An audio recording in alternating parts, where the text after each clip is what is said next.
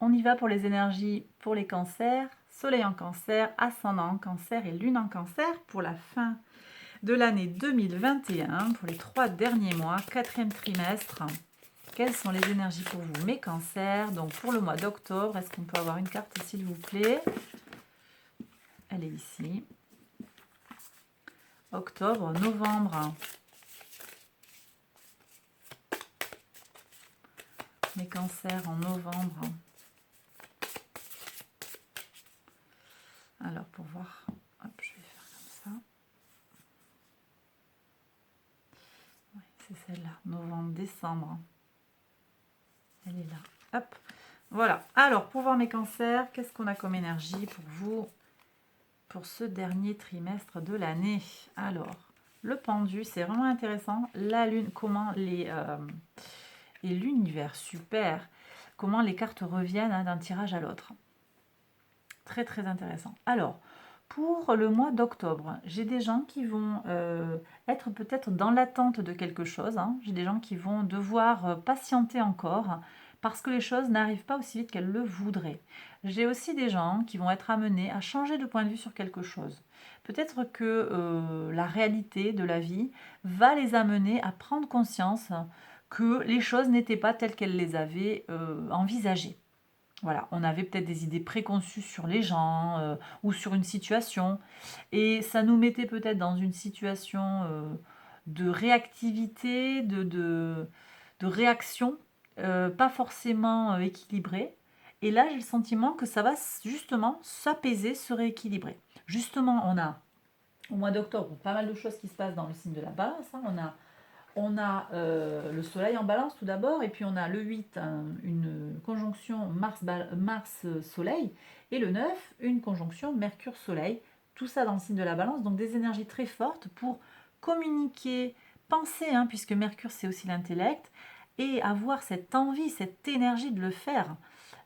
Donc au moment où le soleil est comme ça en balance, 8-9 octobre, il y a une belle fougue en fait, enfin, une belle fougue, une belle énergie en tout cas euh, pour arriver à réfléchir à, et donc pour moi, réfléchir à, bah, c'est changer de point de vue, rééquilibrer, j'étais complètement comme ça, je rééquilibre, et donc ça m'invite à changer de point de vue. J'avais peut-être des gens là qui étaient sur des idées extrêmes, hein, très tranchées, et on va rééquilibrer peut-être pour certains en renversant complètement la vapeur. J'ai des cancers qui vont être comme ça.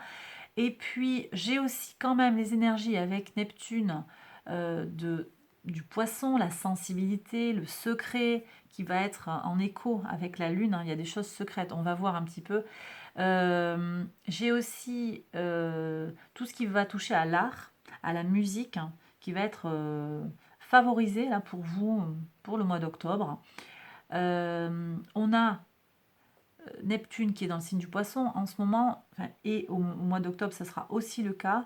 Donc on a cette sensibilité qui est là en lame de fond, qui, vous avez signe d'eau, on a cette sensibilité-là. Hein. Aussi, vous êtes concerné, hein, bien sûr, par ces énergies de Neptune hein, qui vont vous toucher directement dans votre signe.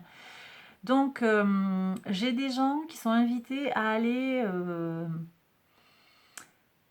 habiter en fait leur sensibilité.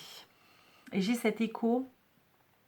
Je retrouve l'écho avec le poisson de nouveau, la lune. Hein. Donc les deux cartes, elles sont corrélées.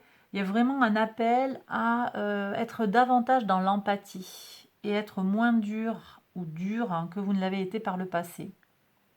Pour certains, ça ne va pas parler à tout le monde, hein, bien sûr. Tous les cancers ne seront pas concernés. Bon, alors sur le mois de novembre, on continue sur des énergies en lien, pas forcément similaires, hein, pas forcément, certainement pas identiques, mais quand même en lien. On a donc les énergies du poisson. La lune, c'est tout ce qui est secret, tout ce qui n'est pas dit, tout ce qui est caché, tout ce qui est intuitif. Je l'ai eu pour un autre signe, je ne sais plus lequel. Donc j'ai des gens là, mais ça va nous pousser avec notre intuition, elle est accrue. Hein. Alors au mois de novembre, que je regarde ça, que fait Uranus Ouais, j'ai une nouvelle lune en scorpion. Ouais, c'est ça. Hein. J'ai une nouvelle lune en scorpion, le 4. Ça, je l'ai déjà dit pour d'autres signes. Et on a une opposition Uranus-Soleil et Neptune. Ah ouais, trigone. Le 12, on a le trigone Neptune-Soleil qui va vraiment booster. Alors on a donc le 4, on a cette nouvelle lune en Scorpion qui nous invite à aller explorer ce qu'on a au fond de nous. Scorpion, troisième signe d'eau, d'accord, enfin troisième, deuxième, fixe. Ouais.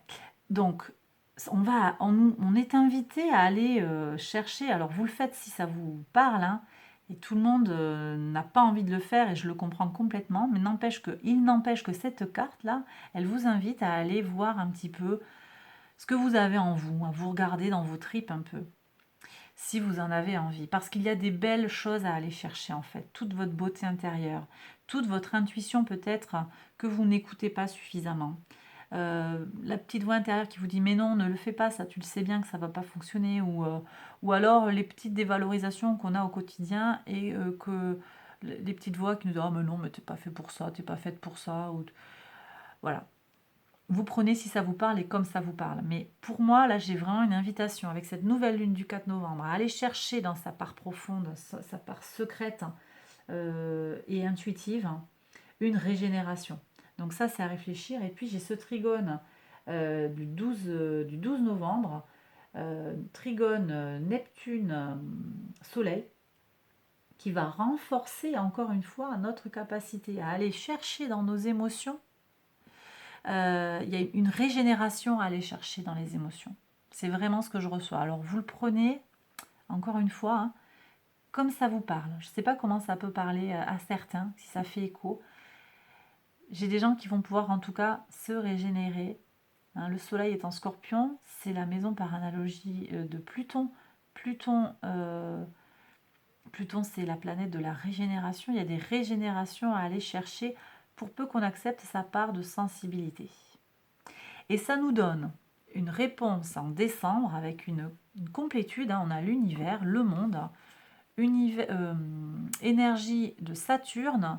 Alors Saturne se trouvera en Verseau au moment au mois de décembre. Donc on est encore sur des énergies collectives pour moi, mais pas que, puisqu'en fait vous allez arriver à une super abondance. Je vois des retrouvailles avec votre communauté, mes cancers, avec votre famille. J'ai oublié de vous dire aussi, donc la lune étant l'astre qui régit votre signe, hein, je suis en train de penser à ça par rapport à l'univers, mais je vous invite aussi à prêter attention au cycle lunaire, bien entendu, et je vous invite à aller voir les différentes vidéos qui vont concerner la nouvelle lune et les nouvelles lunes et les pleines lunes, même pour le dernier trimestre en fait. D'accord? Voilà, j'ai oublié de mentionner ça, et ainsi que dans les énergies de la semaine, les transits de la lune, puisque bon voilà, en astrologie, on est assez d'accord pour dire que les cancers, notamment les natifs du cancer, sont assez impacté par le cycle de la lune qui peut voilà, qui change beaucoup hein, de maison, de signe très régulièrement, mais voilà, vous prenez si ça vous parle. Peut-être que tous les cancers ne sont pas concernés, mais ce sont des choses ce sont des énergies que l'on soutient en astrologie. Voilà. Ok, donc je reviens sur l'univers. L'univers, donc complétude. On se retrouve, on fait le plein. On fait le plein avec les 4 éléments. Terre, soleil, air, eau. On se retrouve avec soi, on se retrouve avec ses amis, avec sa famille. On mène à son terme des projets qui nous tenaient à cœur. Il y a vraiment une réussite et une complétude à Saturne qui ferme, qui limite, mais en fait qui complète, qui termine. Le projet va arriver à son terme. Donc ça peut être, et à son terme de façon bénéfique. Donc j'ai des unions qui se concrétisent, j'ai des contrats qui se signent, j'ai des projets qui arrivent à leur terme, qui mûrissent. J'ai vraiment quelque chose qui se complète et qui vous amène beaucoup d'abondance. Une abondance certaine et je dirais même infinie. Vous y mettez ce que vous voulez aussi derrière l'abondance. En tout cas, ça va vous donner un sentiment de plénitude, mes cancers. Je reprends aussi avec Saturne dans le signe du Verseau. J'ai aussi quand même sur le plan général une expansion pour certains au niveau de la mission de vie. D'accord? Saturne, c'est aussi la mission de vie. Qu'est-ce que je viens faire sur cette planète? Pourquoi je suis là? Et donc, j'ai des gens qui vont avoir un rôle à jouer sur le plan collectif et qui vont le faire avec beaucoup de réussite. Voilà mes cancers, j'ai terminé le tirage. J'espère qu'il vous a parlé.